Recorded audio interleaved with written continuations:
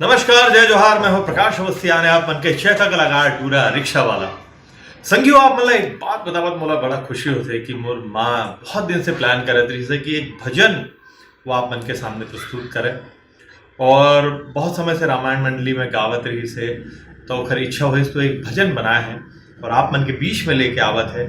आप सुनना ज़रूर, देखना ज़रूर और लाइक भी करना, पसंद भी करना, यही आप मन से गुजारिश है। जय हिंद, जय छत्तीसगढ़।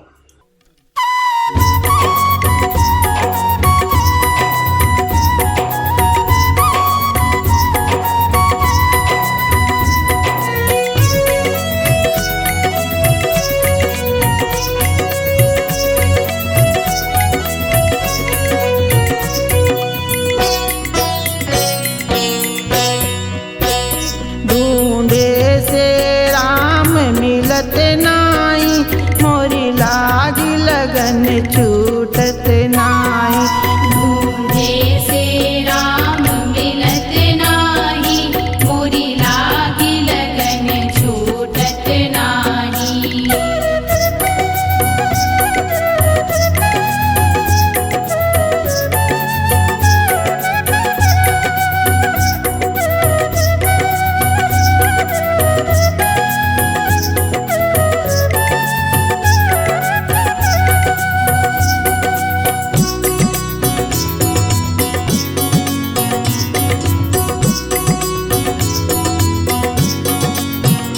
अब कहाँ गए हो रामचंद्र, क्यों इतनी देर लगाई गए हो?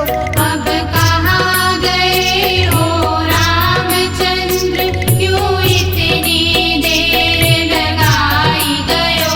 अब तुम बिना धनुष टूटत नाही, मोरी लागी लगन छूटत नाही।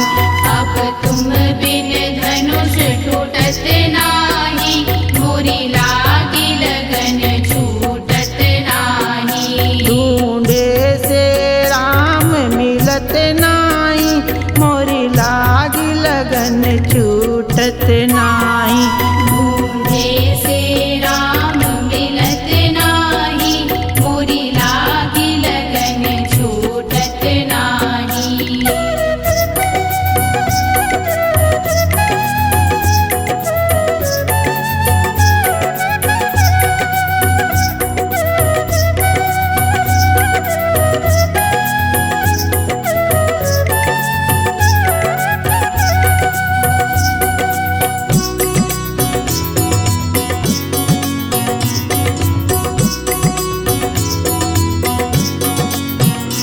अब कहाँ गए हो शंकर जी, क्यों इतनी देर लगाई गए हो? अब कहाँ गए हो शंकर जी, क्यों इतनी देर लगाई गयो?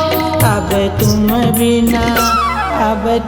बिना डमरू बजत नाही, मोरी लागी लगन छूटत नाही।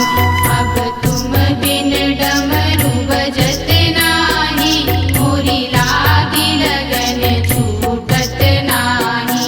ढूंढे से राम मिलत नाही, मोरी लागी लगन छूटत नाही। ढूंढे से राम मिलत नाही, मोरी लागी लगन छूटत नाही।